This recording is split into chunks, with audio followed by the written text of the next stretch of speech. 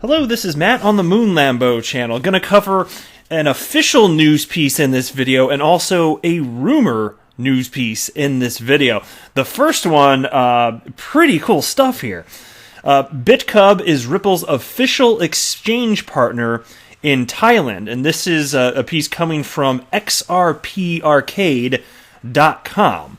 The other piece that I'm going to be running through comes from Daily Hodl, also from today, and it's titled, Rumors Circulating That Fed Will Announce Plans to Digitize the Dollar, says Anthony Pompliano, as U.S. and China kick off historic trade deal.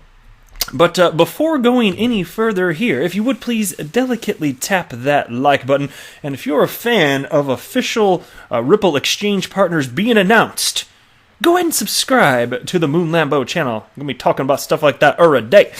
So this is this first piece comes from Leonidas. He is the creator of XRP Arcade. And I was scrolling through my Twitter feed and I saw this and I thought, what is this? This definitely caught my attention. And also to this point, I have not seen this story anywhere else in crypto media. And here's what's fascinating about that. He got this story, which he put out today, January 15th. He learned about this from a piece from a website I hadn't heard of before called The Energy Bit. And this was posted on January 8th of this year, so a week ago. And this news didn't make headlines anywhere in crypto media or elsewhere. It wasn't all over Twitter, not at all. So as far as I know, perhaps Leonidas found this himself. If not, regardless, it's the first article that I found. So kudos to Leonidas for sure. And I was just kind of surprised. You'd think news this big because it is substantial. We're talking about the growth of the ecosystem, and this is substantial because what we're talking about here is the liquidity pool of it's liquidity, XRP liquidity to make transfers of XRP possible via on-demand liquidity. And in order for these transactions to take place, of course, somebody has to be the liquidity provider, and that affects supply and demand. As actual use increases, more XRP would have to be held.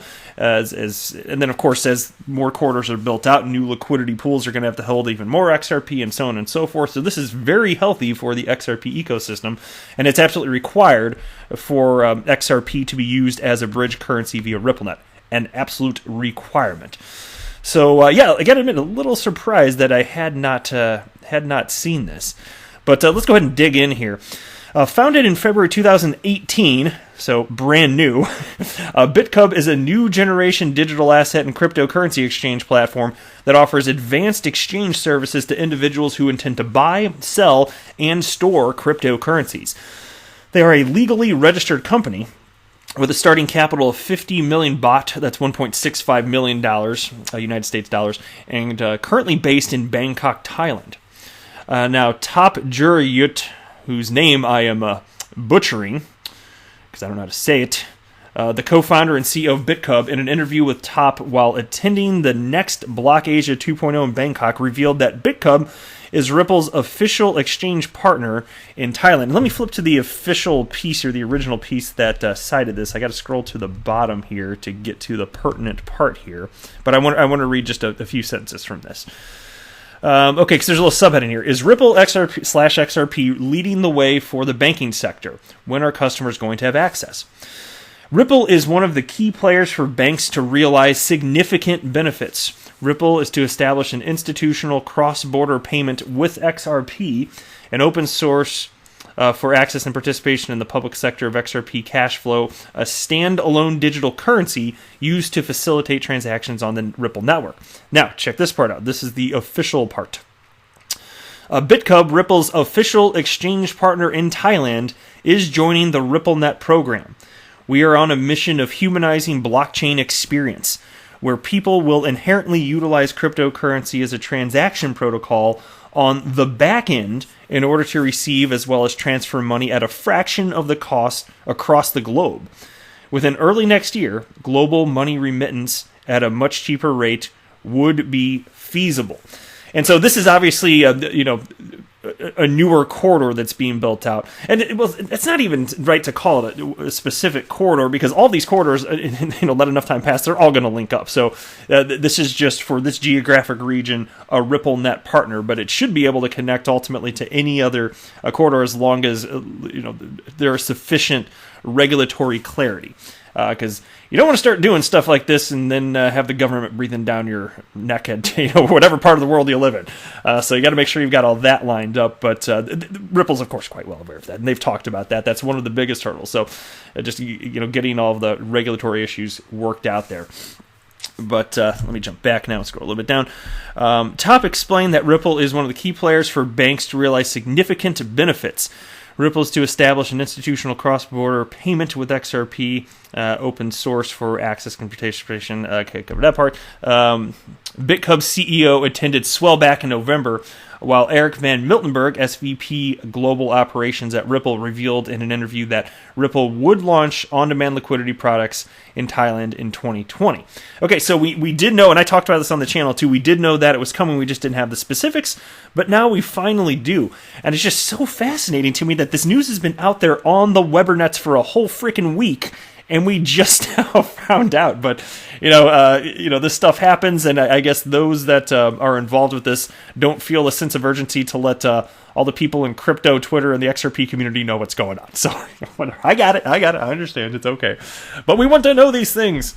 So there we are.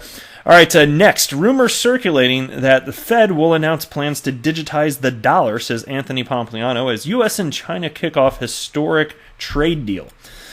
Rumors are swirling that the Federal Reserve plans to announce an initiative to digitize the U.S. dollar, according to Anthony Pompliano, co-founder of the blockchain venture capital fund Morgan Creek Digital.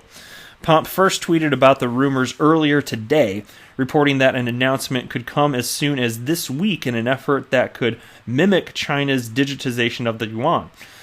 If the U.S. moves ahead with a digital currency, Pompliano believes it would contribute to the crypto movement in the United States in a big way. And here's a quote now. If they digitize the dollar, it will drive adoption of digital wallets. Once people get a digital wallet, they will ultimately move towards the soundest money, in my opinion. He's talking about Bitcoin, obviously. I'm not so sure that's realistically what's going to happen, because it's a technology in search of a problem. Essentially, that's what Bitcoin is. It's not actually being used for anything unless you say store of value. But I don't want to get into that whole argument again.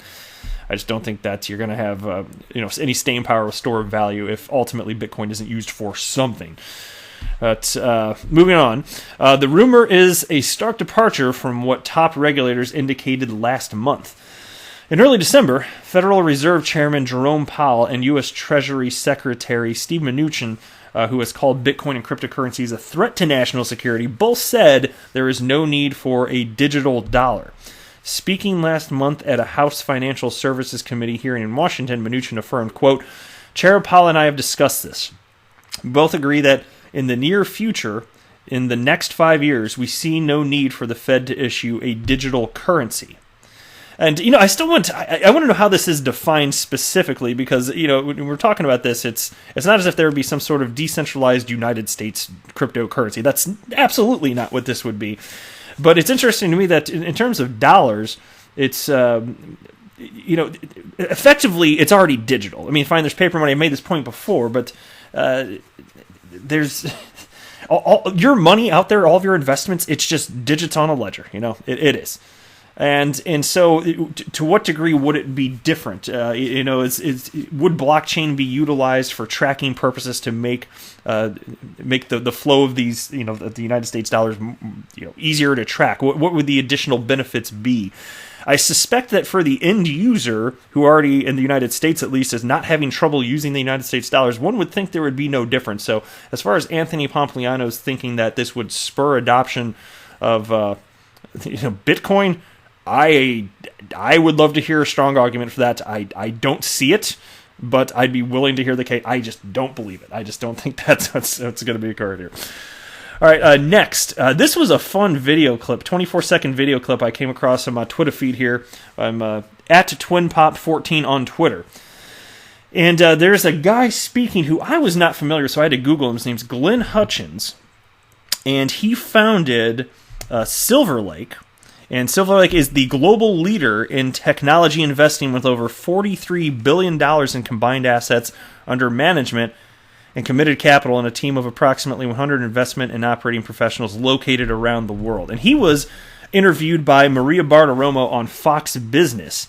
And they were talking about Bitcoin specifically, about the staying power. And in this 24-second clip, it's like, so what's, in terms of the staying power of Bitcoin, I'm kind of paraphrasing here, what is it? And then the clip starts and he says, well, it could be the VHS, then he says, and she asks, so what is it that's going to determine which route, Bitcoin ultimately goes?